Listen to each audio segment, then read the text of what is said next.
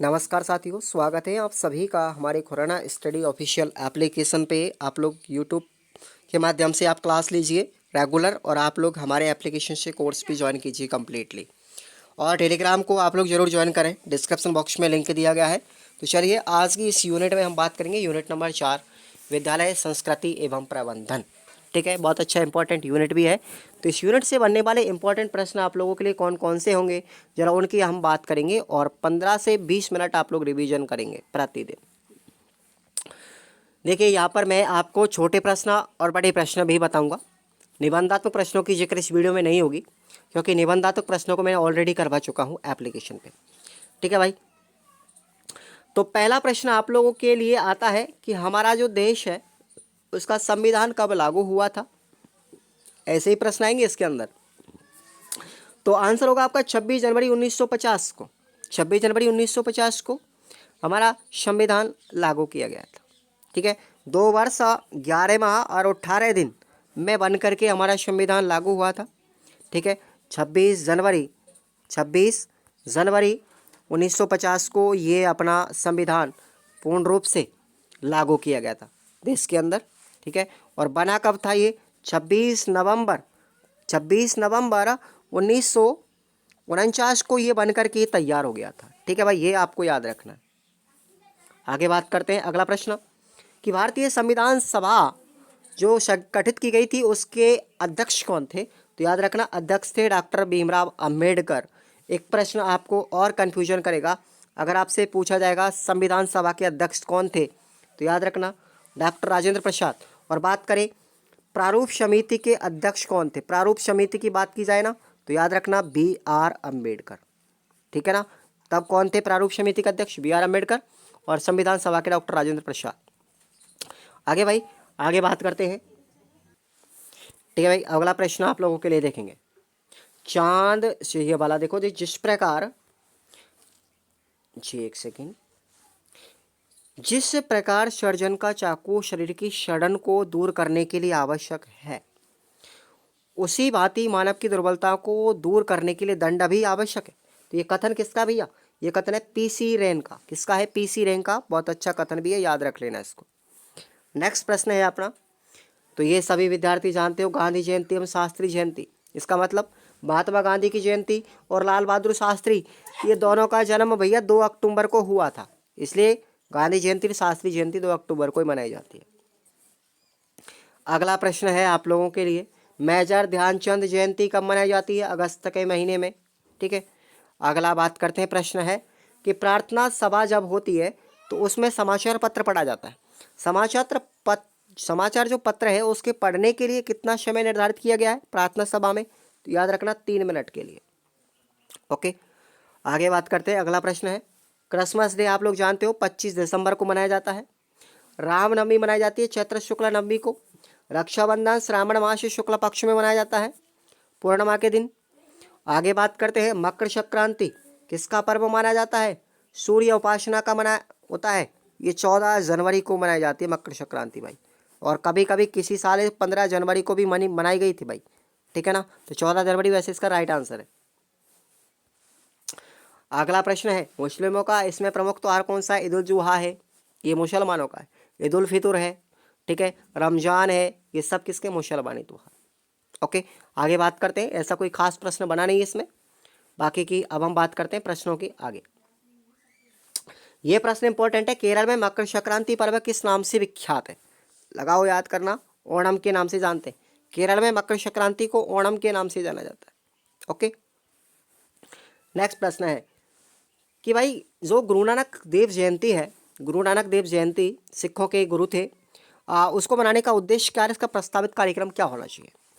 तो विद्यार्थियों को गुरु नानक के जीवन वृत्त से परिचय कराना, हिंदू धर्म एवं सिख धर्म की मान्यताओं से अवगत कराना, और मानव धर्म की जानकारी देना, इसका तो उद्देश्य है।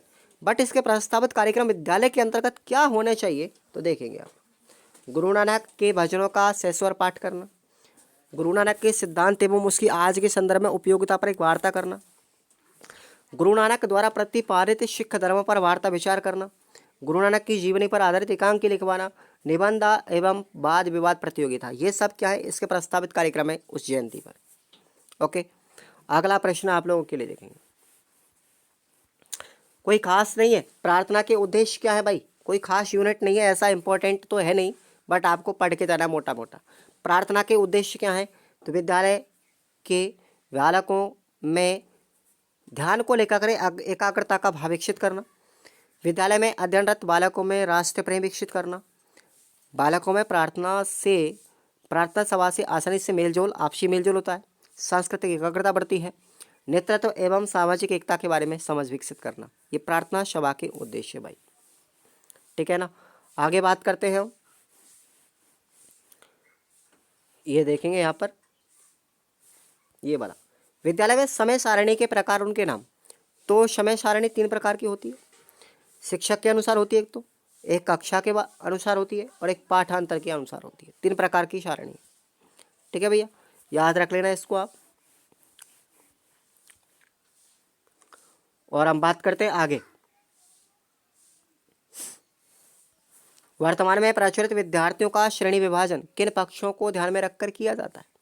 तो याद रखना, कक्षा में उसका प्रदर्शन, इस बात को ध्यान में रखा जाता है कि शिक्षक कक्षा के विद्यार्थियों को श्रेष्ठ, औसत, निम्न श्रेणी में विभाजित करके समय शैक्षिक अंकों के साथ उससे संबंधित कुछ अन्य पक्षों को भी ध्यान में रखता है। जो पक्ष निम्न प्रकार है, जैसे कक्षा में उसका प्रदर्शन करना, सह शैक्षिक गतिविधियों में उसकी संलग्नता, विद्यार्थियों की सामाजिक सामुदायिक पृष्ठभूमि, ठीक है ना, विद्यार्थियों के प्रति शिक्षक के अंतर्मन में विकसित हो चुकी जो हीन भावना या उच्च भावना, उसकी निरंतरता बनाए रखना, ठीक है। तो ये प्रश्न आपको याद रखना। नेक्स्ट है अपना, ये देखिए, राष्ट्रीय पर्व से क्या आशय है और हमारे राष्ट्रीय पर्व कौन कौन से हैं, ये आप लोग जानते हो सब। राष्ट्रीय पर्व से आशय है कि हर्ष का अवसर, यानी आनंद और उत्सव का दिन या कोई समय, जो कि बिना किसी भेदभाव के पूरे देश में मनाया जाता है, राष्ट्रीय पर्व कहलाता है। राष्ट्रीय पर्व की विशेष महत्वपूर्ण घटना के कारण मनाया जाता है। हमारे देश में 2 राष्ट्रीय पर्व मनाए जाते हैं, पहला है 26 जनवरी, दूसरा गणतंत्र दिवस यानी 15 अगस्त। 26 जनवरी गणतंत्र दिवस को बोलते हैं और 15 अगस्त स्वतंत्रता दिवस को बोलते हैं। कारण है कि 26 जनवरी गणतंत्र दिवस इसलिए मनाया जाता है क्योंकि इस दिन 26 जनवरी 1950 को हमारे देश का संविधान लागू हुआ था, और स्वतंत्रता दिवस 15 अगस्त इसलिए मनाया जाता है क्योंकि 15 अगस्त 1947 को हमारा देश वर्षों की गुलामी के पश्चात अंग्रेजों से मुक्त हुआ था। तो यही कारण है कि राष्ट्रीय पर्व मनाए जाते हैं, और इनको मनाने के लाभ भी आपको पता है कि हमारी संस्कृति और सभ्यता को समझने में हमको आसानी होती है। बालकों द्वारा देश की भावना, भावात्मक और राष्ट्रीय एकात्मकता को सुदृढ़ बनाने में अपनी सकारात्मक भूमिका निभाई जाती है। एकता के साथ साथ बिना किसी भेदभाव के व्यवहार भी किया जाता है, यही हमारी शिक्षा मिलती है। देश प्रेम की जड़ें और मजबूत होती हैं। स्वतंत्रता संग्राम में एवं गणतंत्र व्यवस्था में जिन महापुरुषों ने अपना योगदान दिया और बलिदान दिया, उनके बारे में भी हमको जानकारी प्राप्त होती है, यही इनका लाभ है, ठीक है भैया। अब हम बात करते हैं भारतीय संस्कृति में पर्वों का क्या महत्व है। बहुत अच्छा प्रश्न है ये, तो याद करेंगे इसको। देखिए, भारतीय संस्कृति विश्व की समृद्धतम एवं प्राचीनतम संस्कृति है। पर्व ऐसे ही माध्यम है जो हमको निराश और विवाह जीवन में उल्लास एवं भातृत्व का भावना का संचार करते हैं। हर वह पर्व उत्सव की पृष्ठभूमि में कोई ना कोई कहानी या कोई घटना जुड़ी होती है। उनका स्मरण दिलाने और उसे तरोताज़ा करने के लिए उनका महत्व उद्घाटित करते हैं। भारतीय पर्वों के पीछे अनगिनत रोचक व पौराणिक व ऐतिहासिक कथाएं छुपी हुई है जो हमारी संस्कृति की उदारता की अनुपम मिसाल होती है। क्लियर भाई। अगला प्रश्न है, उत्सव, पर्व, जयंती के आयोजनों से शिक्षकों एवं विद्यालयों को कौन कौन से लाभ होते हैं। तो ये प्रश्न याद रखना आप लोग कि विद्यार्थियों और अध्यापकों व अभिभावकों के मध्य में समन्वय स्थापित होकर उनके मध्य की दूरी में कमी आती है। इन आयोजनों को मनाने से विद्यालयों के विद्यार्थी सुसभ्य व समझदार होते हैं। इनमें विद्यालय और समुदाय दोनों का लाभ प्राप्त होता है। इन आयोजनों से विद्यालय शिक्षा के कई लक्ष्यों और उद्देश्यों की पूर्ति होती है। इन आयोजनों के मुख्य आधार नैतिक व जीवन मूल्य प्राप्त करना होता है। तो ये प्रश्न आपको याद रखना, ज़्यादा कोई खास है नहीं, ऐसी इंपॉर्टेंट यूनिट भी नहीं है, बट आपको थोड़ा मोटा मोटा पढ़ के भी जाएंगे ना तो कोई दिक्कत भी नहीं आएगी। अब बात करते हैं हम नैतिकता के विकास में विद्यालय की भूमिका क्या है भैया। ये वाला अच्छा प्रश्न है। तो मानव एक सामाजिक प्राणी है, वह परिवार में भी रहता है। परिवार बालक की प्रथम पाठशाला, जहाँ बालक कुटुंब के संपर्क व संरक्षण में अपनी समय व्यतीत करता है। बालक का समाज से संपर्क विद्यालय से प्रारंभ होता है, जहाँ वह एकमात्र ऐसे माहौल में पलता व बढ़ता है जिनमें ना तो उसका कोई खून का रिश्ता है और ना ही कोई बैर भाव का। वहाँ वो समाज के समान आयु के विभिन्न परिस्थितियों, रुचियों और वातावरण से आए बालक एक साथ शिक्षा ग्रहण कर रहे होते हैं। अतः नैतिकता के विकास एवं संरक्षण के लिए शाला का वातावरण महत्वपूर्ण भूमिका निभाता है। तो ये विद्यालय का स्थान है हमारे नैतिक विकास में। यहाँ कुटुंब के समान स्नेह प्यार के साथ साथ सहयोग, सहानुभूति, आपसी अपनत्व आदि जैसे संस्कार विकसित होते हैं, जिनके कारण शालाओं में बालकों को सामुदायिक जीवन व्यतीत करने का उत्तम प्रशिक्षण भी मिलता है। नैतिक शिक्षा देने के लिए विद्यालय के सभी अध्यापकों को तैयार करना चाहिए। शिक्षक का अनुकरण बालक करते हैं और शिक्षक का व्यवहार, रहन सहन, उनकी बातचीत का ढंग, उनका पहनावा, उनकी आदतें सभी बालक पर प्रभाव डालती हैं। तो ये प्रश्न आपको याद कर लेना है, ठीक है भैया। अब अंतिम प्रश्न आप लोगों का यह है कि विद्यालय में समय सारणी बनाने के उद्देश्यों पर प्रकाश डालिए। ये प्रश्न है बस, बाकी का आप लोग निबंधात्मक मैंने पढ़ा दिए हैं। बात करते हैं कि विद्यालय के निरंतर पाठ्यक्रम को नियत समय के भीतर ही पूर्ण करना चाहिए। पहला उद्देश्य समय सारणी का, विद्यालय में पाठ्यक्रम का विषयवार विभाजन बच्चों की मानसिक एवं शारीरिक स्थिति को ध्यान में रखकर किया जाना चाहिए।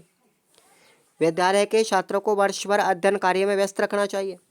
प्रधान अध्यापक के निरीक्षण कार्य को सरल बनाना चाहिए। छात्र एवं अध्यापक दोनों को अपने कार्य के प्रति सजग बनाना चाहिए।